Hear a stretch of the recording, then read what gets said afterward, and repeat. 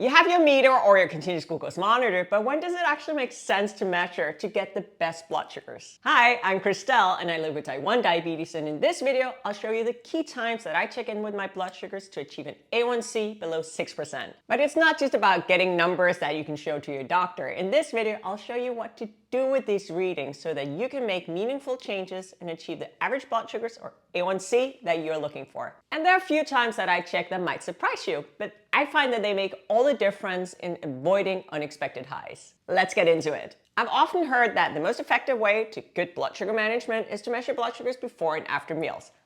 I disagree.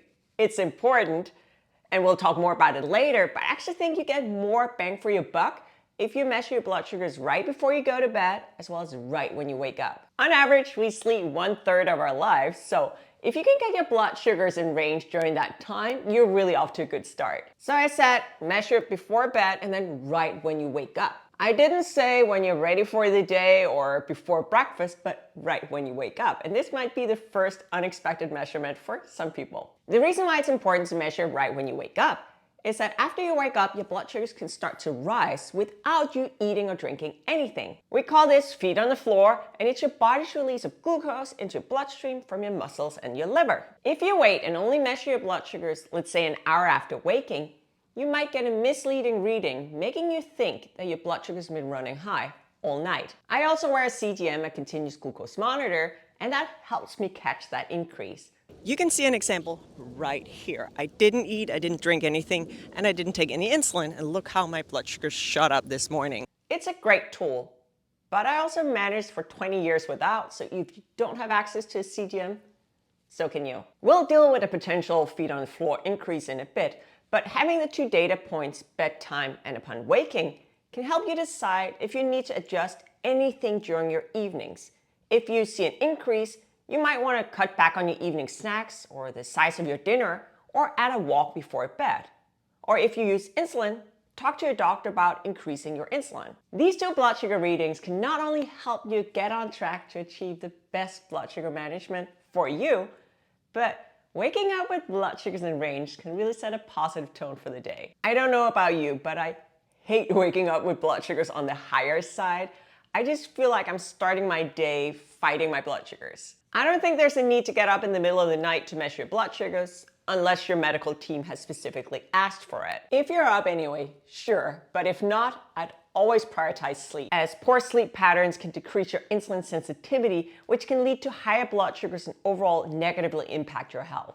Now that we tackled the night, let's tackle the day, because measuring at key times can really make a difference. Measuring your blood sugars around meals is generally good practice, but if you're measuring at the wrong time, you're basically wasting a test strip. Let me introduce you to my 3 W's, the why, the when, and the what can we do about it. We measure our blood sugars before and after meals because food, especially carbohydrates, can raise blood sugars, and measuring our blood sugars is the only way to know if our blood sugars are in a healthy range after a meal. To get the most accurate idea of whether or not a meal is working for your blood sugars, you want to measure your blood sugars right before your meal. I inject insulin, so I measure 15 to 20 minutes before my meals, and then I use that measurement to calculate my insulin dose, and then I pre-bolus, just meaning I take my mealtime insulin before the meal. You then want to measure again an hour and a half to 2 hours after the meal. This is an important time because this is when you want your blood sugars to be back in the healthy range. If you consistently see that that is not the case, there are a few things you can do. I do want to highlight here that we're talking consistently, so you might have to write down your blood sugars for a while and see if that orange, sandwich, or cup of rice makes your blood sugar shoot out of range. For example, if pasta consistently spikes your blood sugars.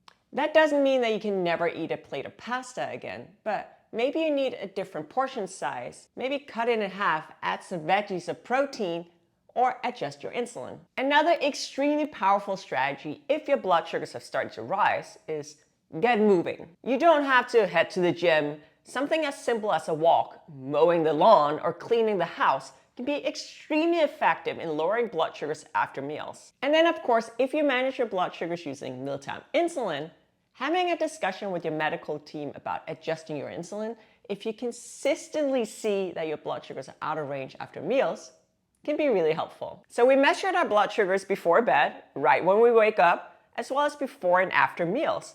I have one more maybe surprising key measurement that I don't think anyone should miss out on if they want to achieve good overall blood sugar control. And I also promised you that I would talk a bit more about what to do about those dreaded feet on the floor blood sugar increases. But let's start with my final blood sugar measurement, and this one your doctor might not have discussed with you. That is right in the middle of the afternoon, even if you're not eating a snack. I think mid-afternoon is often overlooked, but this is a time where you can set yourself up for success for dinner. Let's say that dinner is 6 p.m. I would then measure my blood sugars around 4:30 p.m. as that will give me time to fix any potential high blood sugars before dinner. If you do see that your blood sugars tend to drift up in the afternoon, you might benefit from going for a walk, doing a few squats, or adjusting your insulin. I know that not everyone has the luxury of being able to go for a walk in the afternoon, but most of us can stand up, walk around a little bit, and the thing is, it doesn't have to be a full-on workout. It's just that bodies in movement handle blood sugars better. Those were 9 blood sugar measurements. That can sound like a lot, but if you're strategic about it, you actually don't have to do all 9 of them every day. And I also know that not everyone gets that many test strips from the insurance company per day. So if I were to prioritize, I'd start with bedtime and waking up. If your overnight numbers are in range, you're already a third of the way towards reaching your goal. So that's 2 measurements, 2 test strips. Next, I would measure before and after breakfast. And if breakfast is right when you wake up, then you might be able to save a test strip there. Setting yourself up for success for the day can make a huge difference both on your daily blood sugars and the mental toll of diabetes. So that is 3 to 4 measurements or 3 to 4 test strips. Then, if I had limited test strips, I would rotate what meals I measure around. So I would start out by measuring before and after breakfast, get that meal sorted, do that for maybe a week, and then move on to dinner and then lunch. I think dinner is slightly more urgent than lunch, since how you manage that meal usually sets you up for how your blood sugars will fare overnight. I also promised you to talk about how we tackle that feet on the floor blood sugar increase. I have not forgotten, so let's talk about it. As mentioned, a lot of us will see our blood sugars start to shoot up as soon as we wake up without us eating or drinking anything. It's normal. The body is simply trying to be helpful, but for us with diabetes, it can be incredibly annoying. But there are things we can do, and here are the 3 things that I find to be the most effective. Move your body, take insulin, and eat right away. I won't bore you with a long explanation, so in very few words, here are why these work. Movement. So let's say you go for a walk. That can increase your insulin sensitivity. As your muscle works, it pulls glucose out of your bloodstream, driving down your blood sugars. This does require there to be insulin present in your system. So if you live with insulin-dependent diabetes, you might have to inject a little bit of insulin for movement to work. And even if you don't move, injecting a little bit of insulin right when you wake up can also be a great tool to stop that influx of glucose from your liver and your muscles. And regardless of whether you use insulin to manage your blood sugars, eating right when you wake up can be an extremely effective way of stopping that influx of glucose. I know this sounds counterintuitive, but your body is releasing glucose into your bloodstream to help you get ready for the day. Eating and injecting insulin if you need to can stop that output of glucose. And these are, in my opinion, the most effective times to measure your blood sugars or check in with your CGM. And of course, it wouldn't be a Diabetes Strong YouTube video if I hadn't also talked about what can you actually do with this information to achieve your ideal blood sugars. But now I'm curious, when is your ideal time to measure your blood sugars? Leave me a comment below this video. Remember to subscribe to my channel, turn on notifications.